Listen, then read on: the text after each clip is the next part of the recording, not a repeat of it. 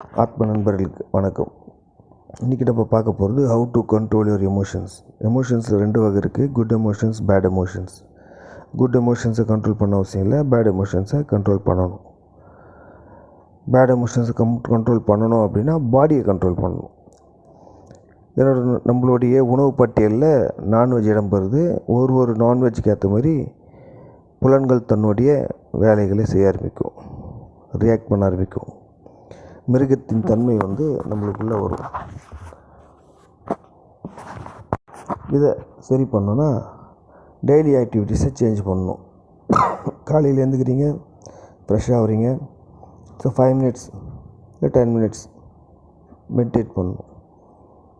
பைக்கில் ஸ்பீடாக போகிற பழக்கம் இருக்குது, ஒரு 40 கிலோமீட்டர்ஸ் மட்டும் ஸ்பீடில் தான் போகணும். ஒரு 5 மினிட்ஸ்க்கு ஸ்பீடாக பேசக்கூடிய பழக்கம் இருக்குது, ஸ்லோவாக பேசணும்.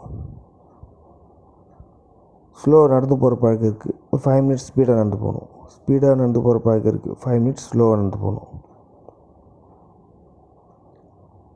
இதுபோல் பல சேஞ்சஸ் நீங்கள் கொடுத்துட்டே இருக்கணும். அப்போ பாடி உங்கள் கண்ட்ரோலுக்கு வந்துகிட்டே இருக்கும். மற்றவங்க பேசிகிட்டே இருக்காங்கன்னா அதை கவனிக்கிற பழக்கம் ரொம்ப முக்கியம். நீங்கள் ஒரு ரியாக்டும் பண்ணக்கூடாது. இங்கே நம்ம பேசினா தான் செட் ஆகும் அப்படின்ற சுச்சுவேஷனில் கூட நீங்கள் ஒரு 5 மினிட்ஸ் கம்முன்னு இருங்க.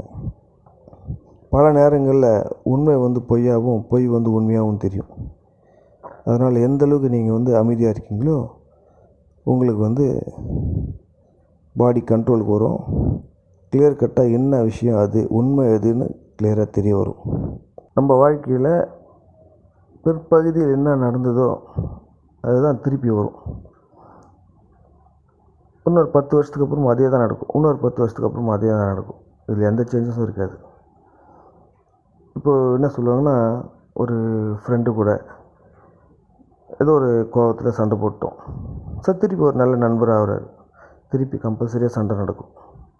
இது மாற்றமே இல்லை. மரியாதை வாசல் மரியாதை அப்படின்றவாங்களே, அது என்னென்னா அது பொருள் கம்பல்சரியாக அங்கே ஒரு அவமானன்றது ஏற்படும் அப்படின்றது தான் காரணம். அதனால் பேசணும். அதாவது யாரையுமே விட்டுறக்கூடாது. அன்பாக பேசக்கூடியவங்கள, மனம் திருந்தி பேசக்கூடியவங்கள அவங்களுக்கு ரியாக்ட் கொடுக்கணும், பேசணும். ஆனால் லிமிட்டேஷன்ன்றது கம்பல்சரி வேணும். இப்போ 2வது ஸ்டெப்பு, குட் எமோஷன்ஸ்க்கும் ரியாக்ட் பண்ணக்கூடாது. இப்போது அதாவது க்ளோஸ் ரிலேஷன்ஸ், அந்த இடத்துல நீங்கள் ஒரு பாசமாக பேசுவீங்க, ஒரு கண்ணீர் வரும்,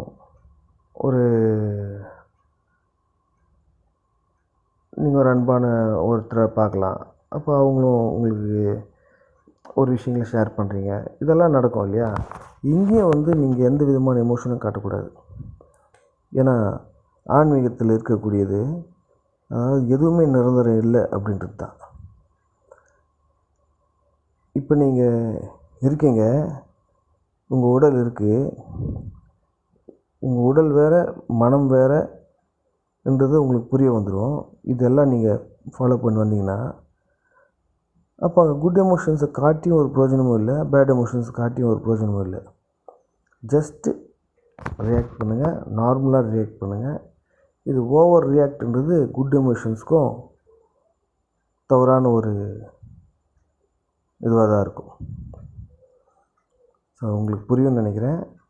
எமோஷன்ஸில் 2 எமோஷன்ஸ் இருந்தாலும் எந்த எமோஷன்ஸுக்கும் ரியாக்டே பண்ணக்கூடாது. ஓகேங்களா? ஃபஸ்ட்டு ரியாக்ட் பண்ணுங்கன்னு சொன்னது, இப்போ ரியாக்ட் பண்ண வேணான்னு சொல்கிறது 2த்துக்கும் வேறுபாடு புரிஞ்சிருக்குன்னு நினைக்கிறேன். ஓகே.